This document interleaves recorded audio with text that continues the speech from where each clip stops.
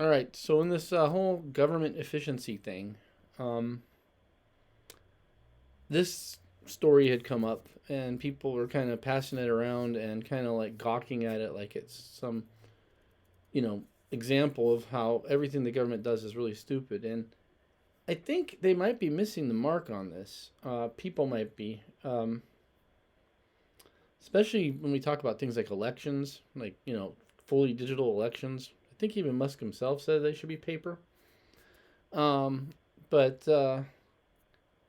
if we have all this important financial information stored on a computer, and it gets hacked or it gets nuked or whatever, or some kind of computer failure, whether it's a virus or something, cyber attack, whatnot, we could lose the retirement payment system for millions of American, people that know a lot about the government, probably know classified stuff, probably, could do damage if they got nothing to lose and nothing to eat. Who knows what they would do? So maybe this is why the federal government decided to make this as safe as possible. And it's a little slow, obviously. And a friend of mine back in the day, when the internet was getting pretty bubbly and popular, we would sit and talk pretty much every day in person. Back then, people talked in person. And we came to the conclusion that like we can't afford to have like all the critical records of people, social security, birth certificates, etc., purely on computers because we don't know if they'll get wiped out. There's all kinds of things that can happen to computers. I know that there's redundancy and there's the cloud and there's this and that, but at the end of the day, it's just a bunch of computers.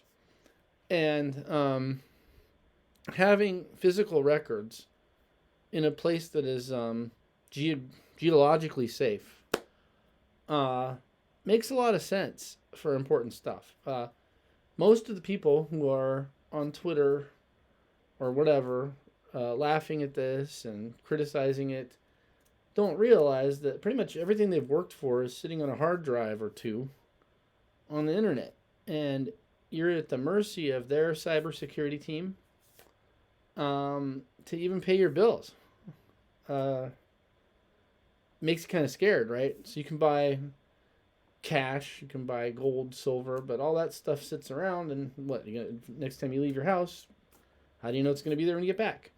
So that's why we put most of our money in the banks. We trust them, which is the whole point of a bank. And this is sort of a bank here. This is important records of who gets paid and how much and when they get paid.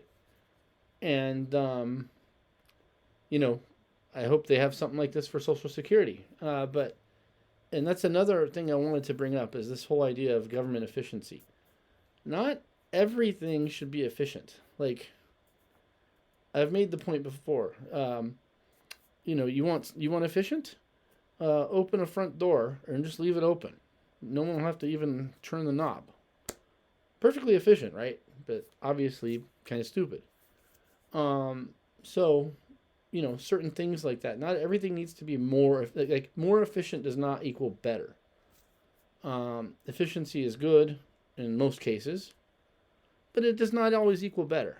And so I thought I'd bring that up because most people, like I was on Twitter and this one person, she posted about this, and I said, "Oh yeah, well, how would you feel if your bank account got hacked?" And she deleted her tweet. She didn't even respond.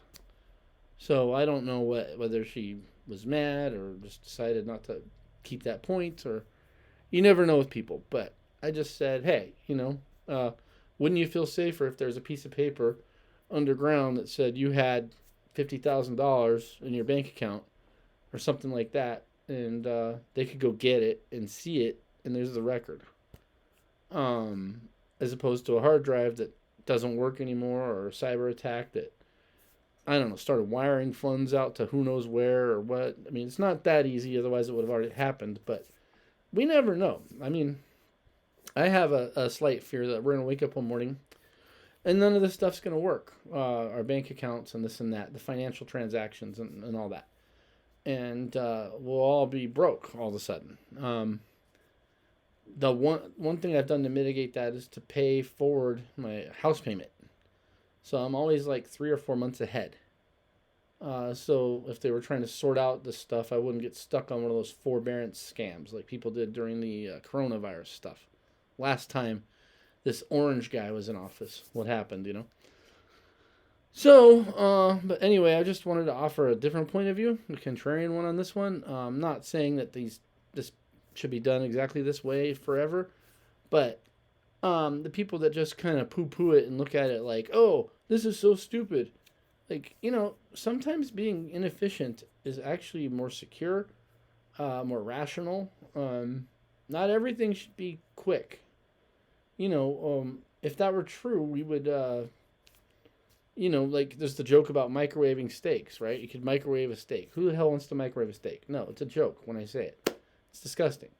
Um, you know, so, but cooking meat slowly actually makes it taste better. And that's proven through the way it reacts with I think the glutamates in the meat. So anyway, just always try to take a second point of view when you read these articles and don't just go with the narrative. That's what I got.